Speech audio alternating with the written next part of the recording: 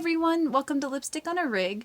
Today we're going to be making this crochet flower pattern and it only takes about 10 minutes. We're going to be using a size G or 6 crochet hook and some medium weight yarn. To get started, you're going to want to crochet a magic loop, and if you're not sure how to crochet that, just check the description and I've got a link to my beginner's crochet series there. Inside the magic loop, you're going to want to place 13 single crochets. 2, 3,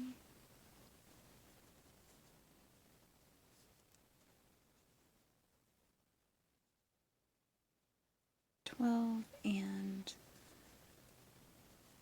13. And then you're going to want to tighten your tail, but you don't want to over tighten it because you kind of want to leave a little circle there. So just until they meet. Now we're going to start in only the front loop of your first stitch, and you're going to place a slip stitch. And working only in the front loop for the rest of the row, you're going to place 3 single crochets in the next stitch and slip stitch in the next stitch. 3 single crochets in the next stitch. 1, 2, 3, and then a slip stitch in the next stitch. And you're just going to repeat that all the way around. 1, 2, 3. And when you get to the end here, after you've placed 1 slip stitch, go ahead and place a slip stitch in that full stitch there and chain 1. So now we're going to actually turn our work over like this, and we're going to be crocheting into the back loops of that first row, which are right here. And what you're going to want to do is place 1 single crochet in the first stitch and then 2 single crochets in the next stitch. And you kind of have to fold the top part of the flower over to see these. That's no big deal, it won't hurt it. And that's your pattern, 1 single crochet, 2 single crochets.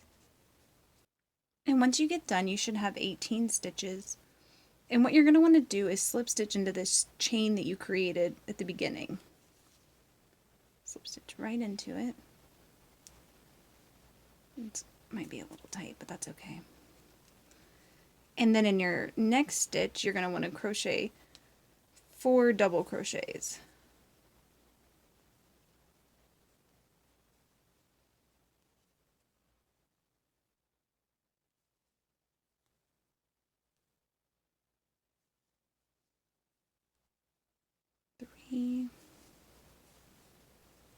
And 4, and then you're going to want to slip stitch in the next stitch,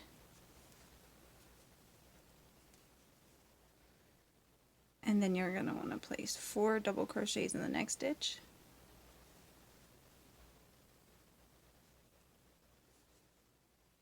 and that's your pattern.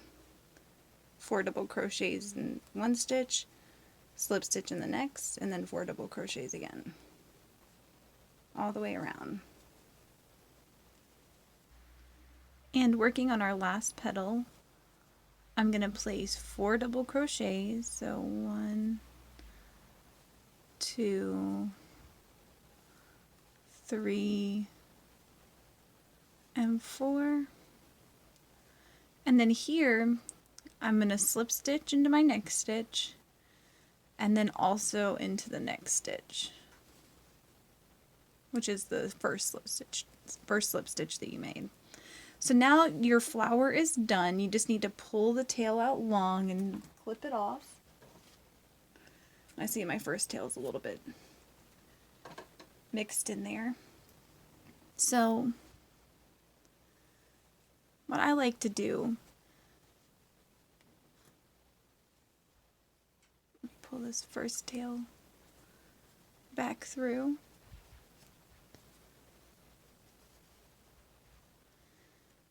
Okay, and then I turn it over, and I just kind of slide this second tail back.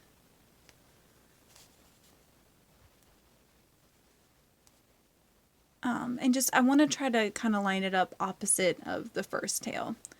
So I'm just going to be pulling it through like this until I get over there. And it doesn't have to be beautiful. Like if nobody's going to be seeing it, so I'm just trying to make my way there. The main thing is you don't want it pulling up your flower too much when you tie it in, if you tie it in really tight. And this is just a personal preference. I like to tie them on somewhat evenly. You can also just grab a scrap piece of yarn and slide it through one of your stitches to do this too. That might be the easier option. But there, that way it kind of lines up, and when I tie it on, it can be somewhat even. So you're done with your flower. Go ahead and attach it to your project or save it for another project.